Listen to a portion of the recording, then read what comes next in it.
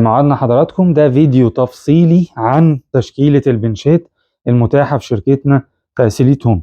البنشات طبعا هي بديل كويس جدا للجيم في المنزل، ان انت تقدر تتمرن بالدمبل بامان عالي، لان هي بتشتغل معانا بكذا زاوية زي ما هنشوف دلوقتي.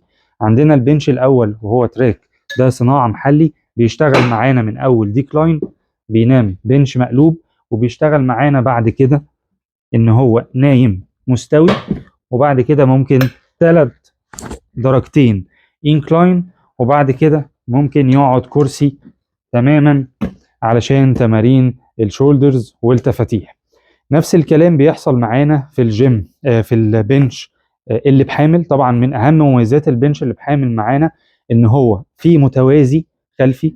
لو استاذنك كلوز بس معانا هنا يا حسام، في هنا متوازي في الخلف علشان تتمرنوا بيه كبديل ان انت تشتري اداة منفصلة، وعايز ان انت تعدل الارتفاعات بتاعته. طبعا زي ما حضراتكم شايفين البنش انت بتستخدمه نايم، او عايز تعدل الارتفاع بتاعه بتعدله عن طريق القطعة الحديد دي، بتديله الارتفاع اللي انت عايزه. ولو عايز ان انت تستخدمه ككرسي، بتفك من تحت هنا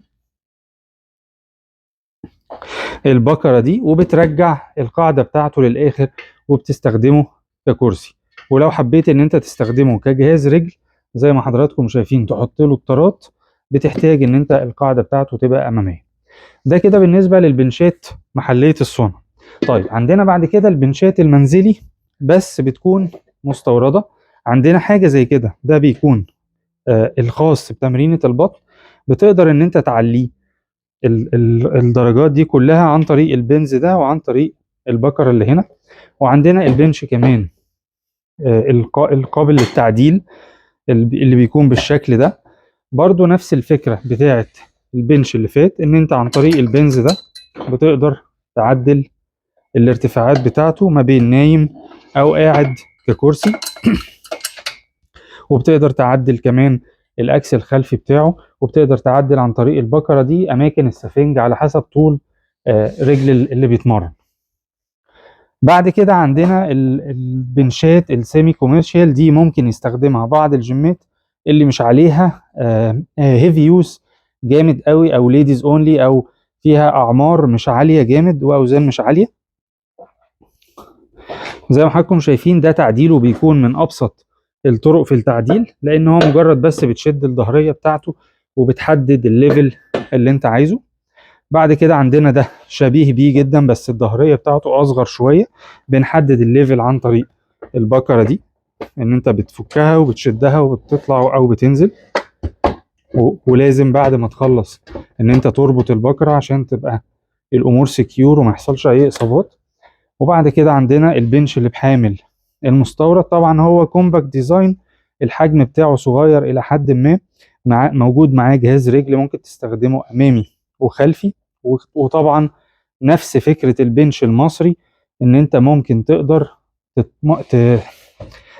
نفس فكرة البنش المصري لو عايز تعدل الارتفاعات بتاعته بتقدر تعدلها عن طريق الحديدة اللي هي دي، ان انت بتحدد الارتفاع اللي انت عايز تعمله.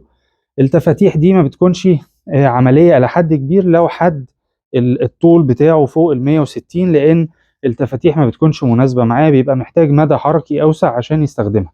بس مع البنات أو الأطوال اللي هي 150 سنتي هيبقى مناسب إلى حد كبير. عندنا برضو البنش القابل للطي، إن أنت بتقدر تتني القطعتين بتوعه من تحت وتشيله تحت السرير أو فوق الدولاب. وبعد كده طبعا في النهاية لازم يكون عندنا بنشات بنشات الجيمات القطاعات بتاعتها تقيلة، البنش نفسه وزنه عالي، الحديد بتاعه زي ما حضراتكم شايفين الفريم عريض، الظهرية بتاعته تنجيدها أعلى، مصنع إن هو يستحمل ويكون هيفي ديوتي لأوزان عالية وعدد متدربين عالي إن هو يقدر يتمرن عليه. يعني أنا عايز بس أوريكم سريعا الفرق بين المنزلي والجيمات. المنزلي زي ما حضراتكم شايفين انت ممكن تشيله بايد واحده، ده ما يقولش ان هو حاجه وحشه، انا بتكلم ان هو حاجه سهله في المنزل ان انت تقدر تتحرك بيه او توديه من مكان لمكان بسهوله. انما بالعكس بنش الجيمات بيكون تقيل ان انت اصلا تشيله لوحدك، بالعكس ممكن اتنين يحتاجوا يحركوه او يشيلوه مع بعض. زائد طبعا ان هو بيكون فيه عجل لسهولة التحريك. وطبعا بنش الجيمات برضو بيشتغل معانا بكذا ليفل زي ما حضراتكم شايفين. بتقدروا تحددوا الليفل عن طريق البنز اللي هنا. وعندنا بنش كمان الجيمات بتاع البطن. ومش عايز انسى ان احنا ممكن نستخدم الستيبس كبديل اقتصادي في المنزل للبنشات، هتبقى اوفر من البنشات معانا، وفي نفس الوقت بنتمرن عليها كارديو كمان. وعايز الفت انتباه حضراتكم لسياسة الاستبدال والاسترجاع عندنا عشان تكونوا بتشتروا وحضراتكم مطمئنين. كل التشكيلة دي موجودة في دار طيبة مول مدينة نصر بجوار البنك الأهلي، وتقدر تطلب الأوردر أونلاين. شكرا جزيلا.